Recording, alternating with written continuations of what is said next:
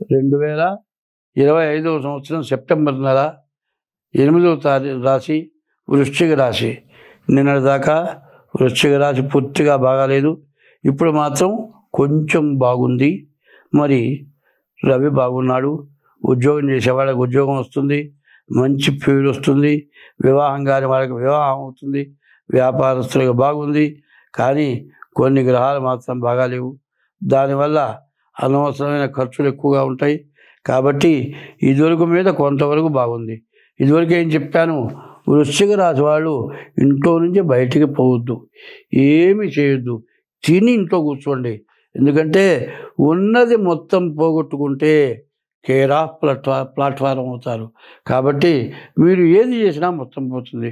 కాబట్టి ఏం చేయకుండా తిని కూర్చుంటే ఖర్చు కాదు, వ్యాపారం చేస్తే మొత్తం పోతుంది.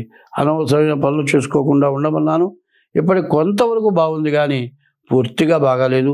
ఈ రాశి వాళ్ళు మీ డేట్ ఆఫ్ బర్త్ ద్వారా మీ జాతకం చూపించుకోవటం చాలా అవసరం. అట్లా జాతక రీత్యా మీకేం ఫలితం ఉందో అది చూసుకొని మీరు జాగ్రత్తగా ఉంటే మీకు అన్ని విధాలా బాగుంది. అయితే సూర్యుడు బాగుండటం చేత మంచి కీర్తి ప్రతిష్టలు రావడానికి అవకాశం ఉంది. కానీ ఈ రాశి వాళ్ళు ఎట్లా ఉండాలంటే, దొరికిన వాళ్ళతో అలా మాట్లాడద్దు, అనవసరం వాళ్ళని పలకరించొద్దు, నీకు అవసరం ఉన్న వాళ్ళతోటే మాట్లాడు. నిన్ను తప్పనిసరిగా పలకరించిన వాళ్ళకి వాళ్ళు అడిగిన దానికి సమాధానం చెప్పు. ఎక్కువ స్నేహాలు పెట్టుకోవద్దు, ఇష్టం వచ్చినట్లు బయట తిరగద్దు.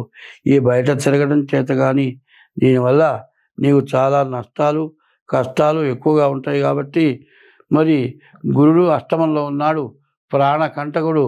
యాత్రలకు వెళ్ళొద్దు, అనవసరమైన చోట్లకు వెళ్ళొద్దు, అనవసరమైన పనులు చేయొద్దు, కొత్తవి చేయొద్దు. తర్వాత కొత్త వ్యాపారం చేస్తే లాభిస్తుందని ఎవరైనా చెబితే చేయొద్దు. జాయింట్ వ్యాపారాలు చేస్తే పూర్తిగా పతనం అయిపోతారు. కాబట్టి ఈ రాశివాళ్ళు చేతనంత వరకు పొట్టకి తినటానికి సరిపోయే వ్యాపారం చేసుకోండి, విపరీతమైన ఆశకు పోవద్దు.